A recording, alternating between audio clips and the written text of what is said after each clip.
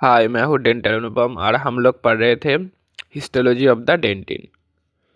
तो आज हम लोग पढ़ेंगे डेंटिन सेंसिटिविटी, जो एग्ज़ाम में बहुत आता है। उससे पहले एक छोटा सा पार्ट बच गया है, वो हम देख लेंगे। वो है डेट्रैक्स। डेट्रैक्स क्या है? डेट्रैक्स जो ओडोंटोब्लास्ट प्रोसेस है ना, वो अगर डेथ हो जाए, मतलब मर जाए, जो ओडोंटोब्लास्ट प्रोसेस है वो तो डेंटिन बनाता है। अगर डेंटिन बन गया है तो उसका तो अभी काम नहीं है। तो क्या होता है, बहुत सारा ओडोंटोब्लास्ट है वो मर जाता है। जैसे मर जाता है, वहाँ पर वो रिपेरेटिव डेंटिन से सील हो जाता है। वो उसका जो पल्पल एंड है ना, वो रिपेरेटिव डेंटिन से सील हो जाता है। लेकिन वो एकदम लास्ट में होता है ना, इसलिए क्या होता है, उधर उधर जो मिनरलाइजेशन होता है वो बहुत कम होता है मिनरलाइजेशन। इसलिए वहाँ पर थोड़ा खाली सा जगह रह जाता है। जैसे ही वो ट्रांसमिटेड लाइट उसमें जाता है ना, वो रिफ्लेक्ट नहीं करता। इसलिए वो वहाँ पर थोड़ा ब्लैक जैसा दिख जाता है। ठीक है, क्योंकि वो आता ही नहीं, कि रिफ्लेक्ट करता अंदर ही रह जाता है ना, इसलिए वो ब्लैक जैसा दिखने लगता है। इसलिए उसको कहते हैं डेड ट्रैक्स। ठीक है, तो ये हम देख सकते हैं ग्राउंड सेक्शन करके। ठीक है, ग्राउंड सेक्शन करके ये हम लोग देख सकते हैं इसे। और डेड ट्रैक्स में बहुत ज़्यादा चांसेस है कि इसमें कैरीज और एट्रिशन ज़्यादा हो। ठीक है, इसके बाद हम आ जाएंगे डेंटिन सेंसिटिविटी। ठीक है, तो डेंटिन सेंसिटिविटी का मेनली 3 थियोरीज है। एक है डायरेक्ट न्यूरल स्टिमुलेशन थ्योरी, दूसरा है फुली फ्लूइड और हाइड्रोडायनामिक थ्योरी, और तीसरा है ट्रांसडक्शन थ्योरी। तो फर्स्ट में कौन सा है? Direct neural stimulation theory. जो डेंटिन में जो सेंसिटिविटी होता है, कहाँ होता है? डेंटिन में होता है। तो जैसे ही कोई स्टिमुलेशन आया, तो जो डायरेक्ट न्यूरल स्टिमुलेशन थ्योरी वो क्या कह रहा है, वो बोल रहे हैं कि जो डेंटिनल ट्यूब्यूल्स है उसके अंदर ही नर्व एंडिंग है। अगर कोई पेन में ना है, वो स्टिमुलेशन कहाँ से जाता है?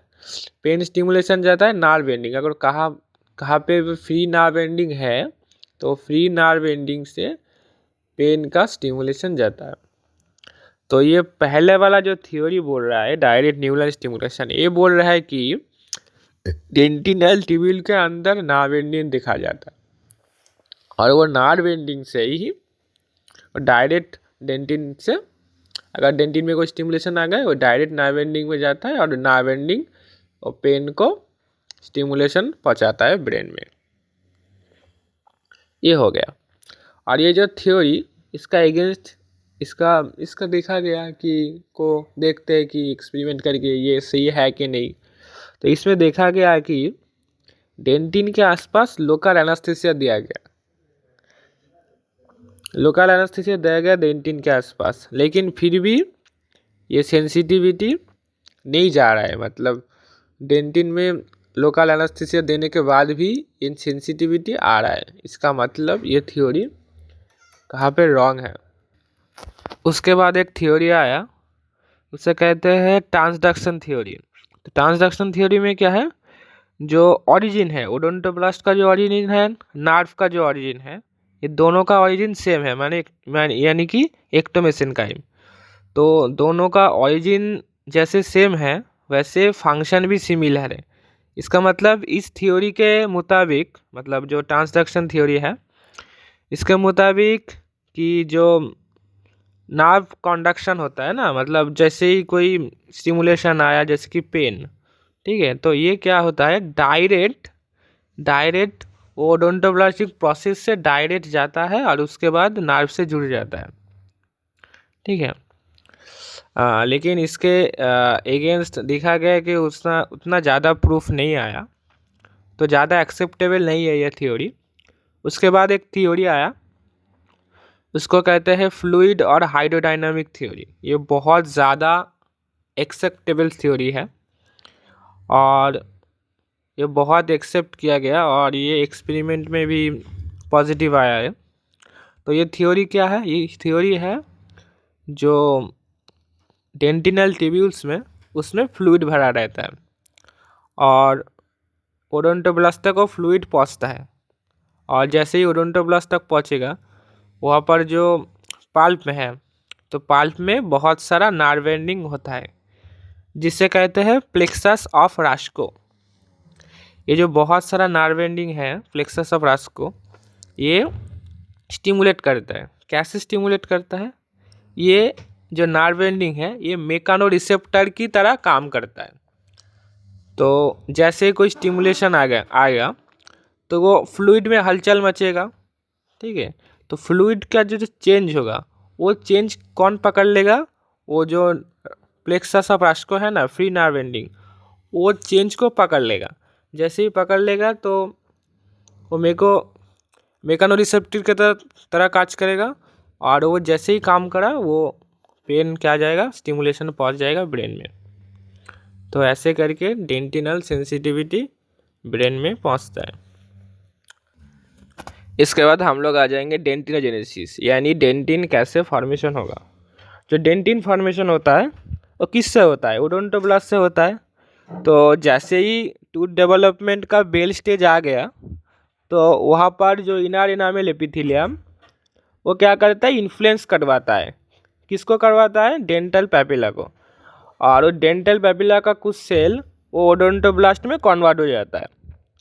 उसके बाद ओडोंटोब्लास्ट और इनर एनामेल एपिथेलियम के बीच में कुछ ऑर्गेनेल बन जाता है और जो वो दोनों को सेपरेट करता है जिसे कहते हैं एसेलुलर जोन। और उसके बाद जो इनर एनामेल एपिथेलियम वो क्या करता है? वो कुछ फैक्टर रिलीज करता है जैसे कि insulin growth factor, bone morphogenetic protein. ये क्या करता है? वो जो ओडोंटोब्लास्ट है उसका डिफरेंशिएशन में ये हेल्प करता है और उसको मतलब कहते हैं कि अब ओडोंटोब्लास्ट बन गया, अब तो तुम्हारा डेंटिन बनने का टाइम आ गया, डेंटिन बनाने का। तो जैसे ये ग्रोथ फैक्टर जाता है तो वो ओडोंटोब्लास्ट खुद का जो रोल है वो स्टार्ट करना चालू करता है। तो पहले क्या होता है? जो डेंटल पैपिला जो है वो पहले प्री ओडोंटोब्लास्ट बनाता है। उसके बाद उसका शेप जो ओवॉइड था वो ओवॉइड से चेंज होकर कॉलमनर बनता है और कॉलमनर जैसे ही बना वो ओडोंटोब्लास्ट बन गया। और उसका जो न्यूक्लियस होता है वो बेस की तरफ होता है। डेंटिनोजेनेसिस मतलब डेंटिन जब फॉर्मेशन होता है तो उसका जो 2 फेज में होता है। पहले तो मैट्रिक्स बनेगा, उसके बाद मिनरलाइजेशन होगा। तो जब मैट्रिक्स बनता है वो मैट्रिक्स में ज़्यादा होता है कोलाजन 1 टाइप का फाइबर ज़्यादा होता है। ये जो मैट्रिक्स फाइबर रहते हैं इसको कहते हैं वॉनकॉफ फाइबर्स। और उसके बाद क्या होता है? उसके बाद मिनरलाइजेशन होना स्टार्ट करता है। मिनरलाइजेशन कौन कराता है? मिनरलाइजेशन कराता है मेम्ब्रेन बाउंड वेसिकल, जिसको कहते हैं मैट्रिक्स वेसिकल। वो क्या करवाता है? वो मिनरलाइजेशन करवाता है।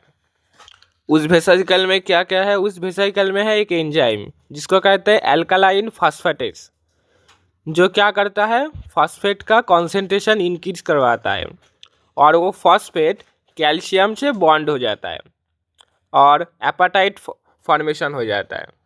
और डेंटिन 2 टाइप का मिनरलाइजेशन दिखाता है, एक ग्लोब्यूलर मिनरलाइजेशन और एक लीनियर मिनरलाइजेशन। ऐसे करके पूरा डेंटिनोजेनेसिस खत्म होता है।